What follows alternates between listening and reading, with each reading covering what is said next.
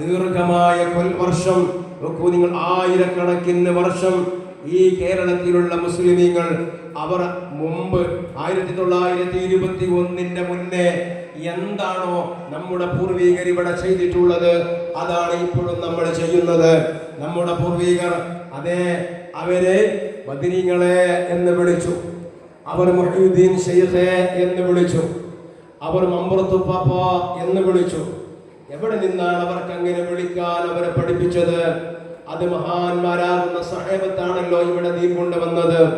ആ സഹാബത്തിനെ അല്ലാഹുവിന്റെ റസൂൽ പഠിപ്പിച്ചു. യാ മുഹമ്മദു, അതാണ് ഇസ്തിഗാസ, പച്ചയായ ഇസ്തിഗാസ. അല്ലാഹുവിന്റെ റസൂൽ പറയാൻ പഠിപ്പിച്ച ഇസ്തിഗാസ. യാ മുഹമ്മദു, പറയണം നിങ്ങൾ എന്ന് അല്ലാഹുവിന്റെ റസൂൽ പറഞ്ഞു. അങ്ങനെ സഹായം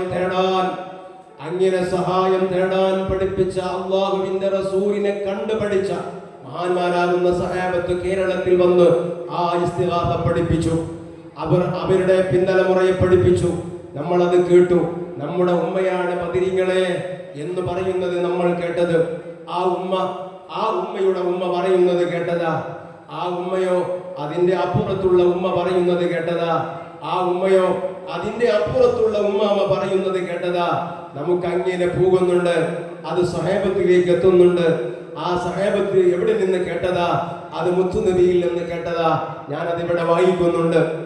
അതുകൊണ്ട് എൻ്റെ പ്രിയപ്പെട്ട സഹോദരന്മാർ, ഇവിടെ നാം ശ്രദ്ധിക്കേണ്ടത് ഈ ദീർഘമായ കാലയളവ്, അന്ന് നമ്മെ കാഫിറാക്കാൻ വേണ്ടി മത്സരിച്ചു കൊണ്ടിരിക്കുന്ന സർവ്വ കറക്ക് കമ്പനികളും ഇസ്തിഗാസയുടെ പേരിൽ നാം മഹാന്മാരാകുന്ന അമ്പിയാക്കളോട് ഔലിയാക്കളോട് സഹായം തേടുമ്പോൾ ആ സഹായം തേട്ടമാണ്, അതിന്റെ കാരണം കൊണ്ടാണ് നമ്മൾ കാഫിറായി പോകുന്നത് എങ്കിൽ നാം ആലോചിക്കേണ്ടതുണ്ട്.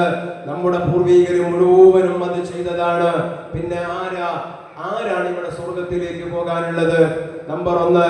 പിന്നെ അതേ പ്രകാരം തന്നെ നാം തറാവീഹ് 20 നിസ്കരിക്കുന്നുണ്ട്. എവിടെ നിന്നാ തറാവീഹ് 20 നിസ്കരിക്കാൻ നമുക്ക് കിട്ടിയത്? അതേ പ്രകാരം ഇങ്ങനെ അങ്ങോട്ട് തുടങ്ങിയിട്ട് ഓരോ കാര്യങ്ങൾ എടുത്ത് പരിശോധിക്കുകയാണെങ്കിലും ഒന്നുകൂടെ ഇവിടെ ഓർമ്മപ്പെടുത്തട്ടെ, മഹാന്മാരെ വിളിച്ച് സഹായം തേടുക എന്ന് പറയുന്നത് പാടില്ല എന്ന ഒരു വിഷയം ഇസ്ലാമിക ലോകത്തു തന്നെ ആദ്യമായി അത്തരത്തിലുള്ള ഒരു ചിന്ത തന്നെ ഉടലെടുത്തത് 7-ാം നൂറ്റാണ്ടിൽ ഇബ്നു തൈമിയ്യയുടെ ആഗമനത്തോടുകൂടെയാണ്. ശരിക്കും ശ്രദ്ധിക്കണം നിങ്ങൾ. മഹാന്മാരുടെ സാന്നിധ്യത്തിൽ വന്നുകൊണ്ട് അവരോട് സഹായം തേടാൻ പാടില്ല എന്ന ഒരു ചിന്താഗതി ഇസ്ലാമിക ലോകത്ത് ആദ്യമായി വരുന്നത് തന്നെ ഇബ്നു തൈമിയ്യ. അദ്ദേഹം 7-ാം നൂറ്റാണ്ടിൽ വന്ന ആളാണ്. അദ്ദേഹം വന്നതിന്റെ ശേഷം അതിന്റെ മുന്നേ നൂറ്റാണ്ടുകളോളം ആരൊക്കെ കടന്നു വന്നു ആ കാലഘട്ടത്തിൽ.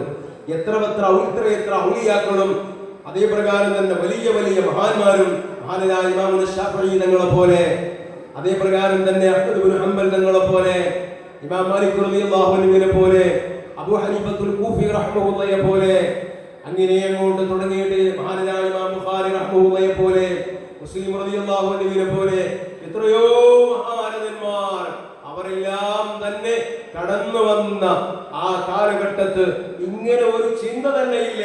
എന്തേ? മഹാന്മാരെ വിളിക്കാൻ പാടില്ലാത്തതാണ് എന്നൊരു ചിന്തയില്ല. അവരൊക്കെ അത് വിളിക്കുകയാണ്.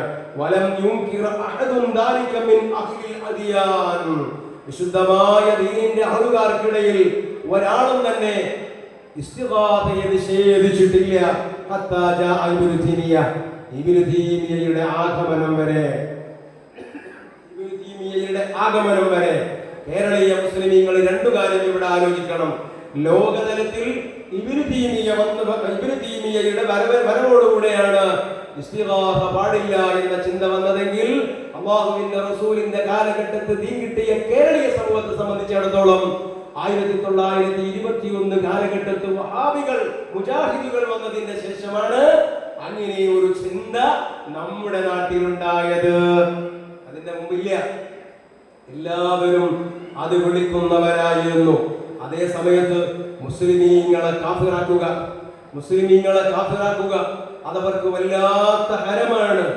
അതിന് എല്ലാം കാഫിർ. മുസ്ലിമീങ്ങളുമായി മുഖ്യധാര മുസ്ലിമീങ്ങളുമായി ബന്ധപ്പെട്ടതൊക്കെയും കാഫിർ.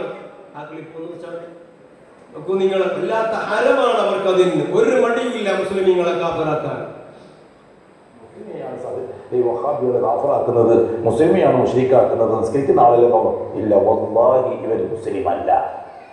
അവർ നിസ്കരിക്കും. ഇത് അസല്ല വസാമ വസക്ക. നിസ്കരിച്ചാലും ശരി, നോമ്പോറ്റാലും ശരി, സക്കാത്ത് കൊടുത്താലും ശരി, വക്കത്തോട്ട് ഹജ്ജ് ചെയ്താലും ശരി, ഇവർ ഷഹാദത്ത് ബാത്തിലാക്കിയവരാണ്. ഇവരെ മുസ്ലിമായിട്ട് പരിഗണിക്കാൻ പറ്റുകയില്ല. അതുകൊണ്ട് തന്നെ ഇവിടുത്തെ മഹല്ല് പള്ളികളിൽ കയറി അവിടുത്തെ ഇമാമിനെ തുറന്ന് നിസ്കരിക്കാൻ പറ്റുകയില്ല. തീർച്ചയായിട്ടും പറ്റുകയില്ല. അവർ ശിഹാക്കളാണ്. കുത്തുബത്ത് കഴിക്കുന്ന പള്ളി വല്ലാഹി അമ്പലമാണ്. അവർ പള്ളി എന്ന് പറയില്ല. അമ്പലത്തിൽ കയറി നിസ്കരിക്കുന്നതിന് തുല്യമാണ് കുത്തുബത്ത് കഴിക്കുന്ന പള്ളിയിൽ കയറി നിസ്കരിക്കുന്നത്. അമ്പലത്തിലെ സാമിനെ തുറന്ന് നിസ്കരിക്കുന്നതിന് തുല്യമാണ് കുത്തുബത്ത് കഴിക്കുന്ന ഉസ്താദിനെ തുറന്ന് നിസ്കരിക്കുന്നത്. ആ നിസ്കാരം സഹിയാകുകയില്ല തീർച്ച. കാരണം ഇന്നമൽ മുശ്രിക്കൂന നജസ്. ഇത് പ്രസംഗിച്ചത് നമ്മുടെ നാട്ടിലാണ്, നമ്മുടെ കേരളക്കരയിലാണ്. നമ്മുടെ മുസ്ലിമീങ്ങളുടെ സമസ്തക്കാരുടെ പള്ളി എന്ന് പറയുമ്പോൾ എല്ലാ പള്ളിയൊക്കെ എന്താണ്? അത് അമ്പലമാണ്. അവിടെ ഇമാമത്ത് നിൽക്കുന്ന ഉസ്താദുമാർ അവർ പൂജാരിമാരാണ്. അവിടെ നിസ്കരിക്കുന്ന ആളുകൾ അവരെ ഷഹാദത്ത് ബാത്തിലാക്കിയവരാണ്, അഥവാ പച്ച കാഫിറാണ്. മുണ്ടിയ പൊറോട്ട എന്ന് പറഞ്ഞ മാതിരി ഇവരുടെ ഈ ശിർക്കാക്കി